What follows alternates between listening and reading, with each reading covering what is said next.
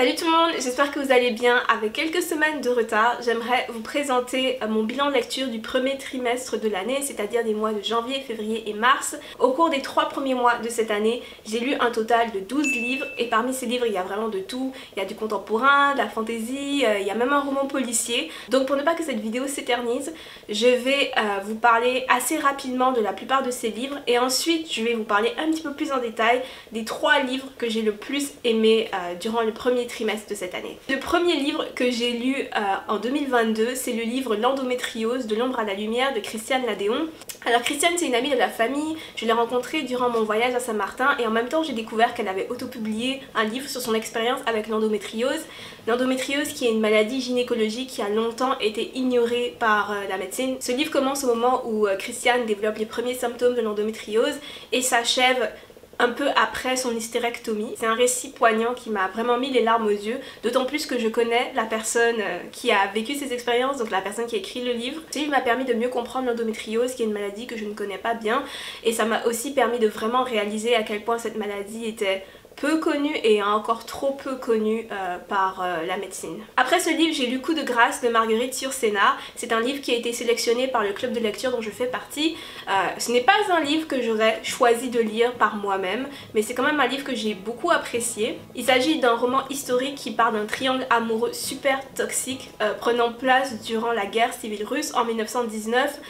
C'est un livre avec un style d'écriture très dense, donc il m'a fallu beaucoup de temps pour réussir à rentrer dans l'histoire, mais lorsque j'étais dedans, je voulais absolument savoir comment l'intrigue allait se dénouer.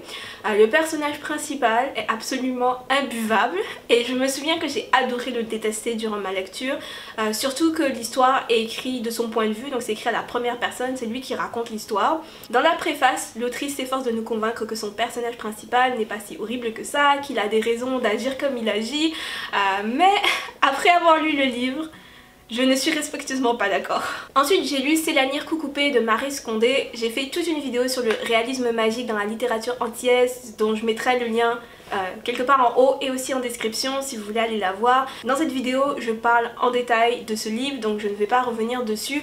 Je dirais juste que c'est un livre que j'ai beaucoup aimé et que je recommande. Ensuite j'ai lu Cruelle qui est aussi un livre qui a été choisi par mon club de lecture. C'est un recueil de nouvelles rédigé par plusieurs autoristes autour du sujet de la cruauté féminine. Il y a certaines nouvelles que j'ai beaucoup aimées et il y en a d'autres que j'ai beaucoup moins aimé, donc je dirais que j'ai un avis assez mitigé sur ce recueil et mon avis mitigé est en fait partagé par les membres de mon club de lecture. On a tous aimé à peu près les mêmes nouvelles et moins aimé les mêmes nouvelles, donc un avis mitigé sur ce recueil mais un thème très intéressant. Sinon j'ai aussi lu D'ombre et de vengeance de Tomi Adeyemi qui est le 2e tome de sa série Children of Blood and Bone. J'ai lu le premier tome il n'y a pas si longtemps que cela, donc j'avais très hâte de lire le 2e.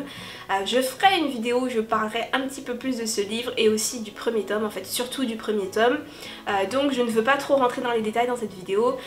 Au sujet de ce livre, je dirais juste qu'il y a des éléments de l'histoire que j'ai beaucoup aimé et il y en a d'autres que j'ai vraiment pas aimé, pas trop aimé. Disons dans l'ensemble, je suis assez déçue de ce 2e tome et pour l'instant je ne pense pas que je vais lire le prochain livre de cette série. En février, j'ai aussi terminé la lecture du livre Le Traître et le Néant de Fabrice Lhomme et Gérard Davet. Je regarde en bas parce qu'il y a mes notes sur mon téléphone.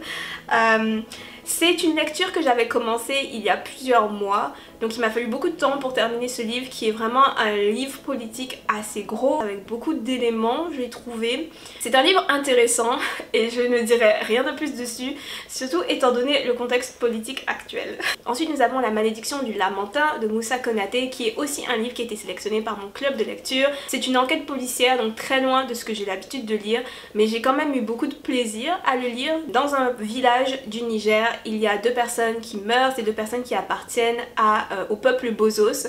Donc les habitants du village sont persuadés que ces 2 personnes sont mortes parce que à cause d'une légende ancestrale. Ils pensent que c'est la vengeance du Lamentin, l'esprit de la rivière, mais le personnage principal de l'histoire qui est un détective veut quand même enquêter, même si tout le monde tente de le dissuader en lui disant que c'est des affaires de Dieu et qu'il n'a pas à s'en mêler. Donc il veut quand même enquêter, il va mener l'enquête pour découvrir qui a tué ces personnes, pourquoi. C'est un livre court, une enquête policière classique, bien ficelée. J'ai beaucoup apprécié ma lecture et ce livre m'a aussi permis d'apprendre plein de choses en fait sur les ethnies au Niger, en particulier l'ethnie Bossos. Pendant ce premier trimestre, j'ai aussi lu Eau douce d'Akwaeke Emezi. C'est un livre que j'avais très hâte de lire, ça faisait très longtemps que je voulais le lire.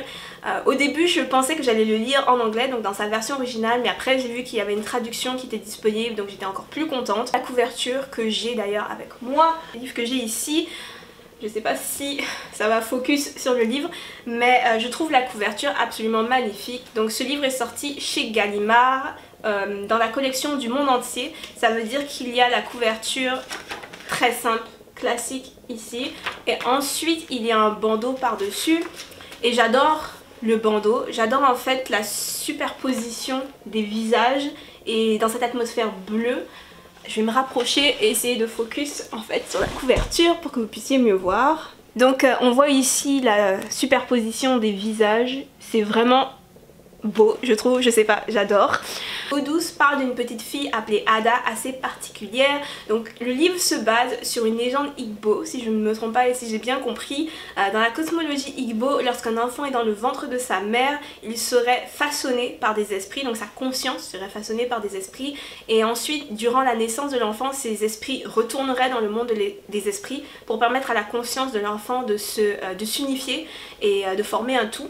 Sauf que lorsque Ada naît, les esprits qui ont façonné sa conscience ne sont pas partis, ils sont restés à l'intérieur d'elle. Elle se retrouve donc avec un cortège de voix à l'intérieur de sa tête et ces esprits finissent par se fragmenter et par former des personnalités distinctes lorsqu'elle vit un événement extrêmement traumatisant. Alors Eau douce, c'est un récit tragique, c'est aussi un récit semi-autobiographique si je ne me trompe pas. C'est une histoire qui parle de traumatisme, qui parle de viol, qui parle de dynamique familiale hyper toxique. Bref, c'est une histoire très sombre que je ne suis pas certaine d'avoir entièrement apprécié. Je ne veux pas en dire plus sur ce livre parce que, comme je l'ai dit, c'est un livre semi-autobiographique, donc une grande partie des événements décrits dans le livre sont tirés du vécu d'Akwaeke Emezi. Mais j'ai été un peu déçue par la deuxième partie du livre et la fin de l'histoire. J'ai eu du mal en fait à terminer le livre, mais j'ai quand même beaucoup aimé quelque chose dans le récit. J'ai aimé que les esprits qui occupent l'esprit de Ada puissent autant être perçus comme une sorte de métaphore d'un trouble psychologique que comme la présence réelle de magie dans le récit. Enfin, le dernier livre que je veux vous présenter avant de vous parler des 3 lectures que j'ai le plus appréciées ce trimestre est le livre Invisible Woman de Caroline Criado Pérez. C'est un livre de non-fiction qui est sorti en 2018 et qui parle de statistiques et de données. Ça a l'air assez ennuyant dit comme ça, mais attendez, laissez-moi m'expliquer. C'est un livre qui se base sur plusieurs études faites à travers le monde, plusieurs statistiques, plusieurs données récoltées dans plusieurs pays du monde et qui démontre comment la majorité des données qui sont récoltées afin de tester la sécurité de produits, d'objets, voire de médicaments qu'on utilise au quotidien ne prennent pratiquement pas en compte les femmes ou l'existence des femmes. Chapitre par chapitre, ce livre survole plusieurs thèmes comme la sécurité dans les villes, la sécurité routière, la sécurité au travail, la médecine, le design, des objets du quotidien en fait, en particulier des objets utilisés majoritairement par les femmes. Et dans chaque chapitre, l'autrice démontre comment ces objets, ces choses, ces concepts ont été créés, ont été réfléchis sans jamais prendre en compte les femmes. Il y a plusieurs choses que je savais sur ce sujet et des choses dont je me doutais, notamment en ce qui concerne la médecine, mais ce livre a quand même réussi à me choquer. Il y a pas mal de choses dedans qui sont choquantes et qui sont un peu effrayantes. Je recommande ce livre à tout le monde, selon moi il est d'utilité publique. Nous pouvons maintenant passer aux 3 livres que j'ai le plus aimé ce trimestre. Je vais les présenter par ordre d'appréciation en terminant par mon préféré, mais j'ai vraiment aimé les 3, donc je recommande les 3. Je vais commencer par le livre Sweet and Bitter Magic d'Adrienne Touli. C'est un roman sorti en 2021 chez Simon & Schuster. C'est une romance fantasy jeune adulte, adorable, super mignonne, qui se passe dans un univers fantasy attrayant dans lequel on aurait presque envie de vivre. L'histoire nous parle de Tamsin, une jeune mais puissante sorcière qui a été bannie par les siens et aussi maudite pour une raison mystérieuse que l'on découvre dans la suite de l'histoire. À cause de cette malédiction, elle est incapable de ressentir des émotions positives, en particulier l'amour. Tamzin vit dans un petit village, dans un chalet reculé. Comme la plupart des sorcières, elle jette des sorts pour les habitants de sa communauté, sauf que contrairement à la plupart des sorcières, elle demande un prix en échange de ses sorts. Elle demande aux gens de lui céder l'amour qu'ils ressentent pour l'un de leurs proches, parce que cet amour extorqué est la seule manière pour Tamzin de ressentir, ne serait-ce que l'espace de quelques secondes, un sentiment positif, un sentiment agréable. Un jour, une peste étrange s'abat sur le monde. Cette maladie assez particulière plonge les gens dans la dépression et leur vole leurs souvenirs. L'origine de cette maladie serait une sorcière qui utiliserait de la magie noire. Quelque temps après l'arrivée de cette peste dans le village de Tamzin, une jeune fille appelée Wren se présente sur le seuil de la maison de Tamzin. Elle lui demande de l'aider à retrouver la sorcière qui est responsable de cette épidémie parce que son père a été atteint et il est en train de perdre ses souvenirs. C'est un roman avec beaucoup de magie et des personnages principaux super attachants. Tamzin notamment, plusieurs fois j'ai eu la gorge nouée en lisant ces passages. Wren quant à elle est un personnage super adorable, elle a une personnalité enjouée, elle est super sociale, elle est pleine d'empathie et elle s'émerveille de toutes choses. La romance est bien écrite et touchante et je dis ça en tant que personne qui n'est jamais contente quand il y a de la romance. L'intrigue est bien ficelée, le rythme n'est ni trop rapide ni trop lent. Il y a aussi un retournement de situation vers les 3/4 du livre qui, à défaut d'être surprenant, est quand même convaincant. Je recommande donc Sweet and Bitter Magic si vous aimez la fantasy jeune adulte, et si vous voulez voir une bonne représentation LGBT aussi. Je veux maintenant vous parler de Méduse de Mélanie Desjardins, deuxième livre que j'ai adoré ce trimestre. Ce livre est sorti en 2021 aux éditions Alto. L'histoire parle d'une jeune fille surnommée Méduse par sa famille à cause de ses cheveux et aussi à cause de ce qu'elle appelle, entre autres qualificatifs, ses difformités, c'est-à-dire ses yeux. Ses yeux seraient si horribles que ses parents refusent qu'elle sorte de la maison lorsqu'elle est enfant et finissent par la laisser dans une institution pour jeunes filles mal formées. Dans cette institution, Méduse découvre les nombreux pouvoirs associés à ses yeux qui, à l'instar des yeux de la Gorgone, sont capables de pétrifier et de tuer les hommes. Lorsque Méduse a la possibilité de quitter l'institution, elle n'hésite pas, mais comme dotée d'une faim ou d'une conscience qui leur est propre, ses yeux se mettent à enchaîner les victimes. C'est un récit vraiment intriguant avec une histoire fantastique et étrange, super bien retranscrite par la plume étoffée de l'autrice. On est pris par le mystère entourant les yeux de Méduse qui s'éclaircit au fur et à mesure de l'histoire jusqu'à être entièrement dévoilée à la fin. J'aime comment ces yeux sont utilisés comme une sorte de métaphore dans l'histoire pour représenter la honte souvent attachée au corps féminin et à la sexualité féminine. En tout cas la manière que c'est représenté dans le livre, j'ai beaucoup aimé ça, je trouvais que c'était très intéressant. Bref, un roman court qui a su me convaincre et que je recommande. Je peux maintenant enfin vous parler du livre que j'ai le plus aimé durant le trimestre. Ce livre est... Les filles de la chance de Charlotte Nicole Davis. Ce livre est sorti en 2021 chez Albin Michel. Il a été traduit par Julie Lopez. Je pense que j'en ai entendu parler pour la première fois dans une vidéo de la fille du livre, si je ne me trompe pas. Et j'ai tout de suite été intriguée par le fait que c'est un livre fantasy mais qui aurait des éléments western. Et aussi bien sûr par le fait que le personnage principal est noir. Pour résumer le roman, l'histoire prend place à Arqueta, qui est un univers fictif d'inspiration western. Dans cet univers, la société est divisée entre deux castes, donc les sangs de poussière et les sangs purs. Les sangs de poussière vivent dans la pauvreté, ils travaillent dans les mines et les champs qui appartiennent aux sangs purs. Dans les moments de crise, donc dans les moments vraiment désespérés, les sangs de poussière vendent leurs petites filles à des maisons d'hospitalité. Ces maisons d'hospitalité sont des établissements qui stérilisent ces petites filles, qui les marquent avec des tatouages magiques et qui les forcent ensuite à travailler, à accomplir d'innombrables corvées jusqu'à ce qu'elles atteignent l'âge de 16 ans.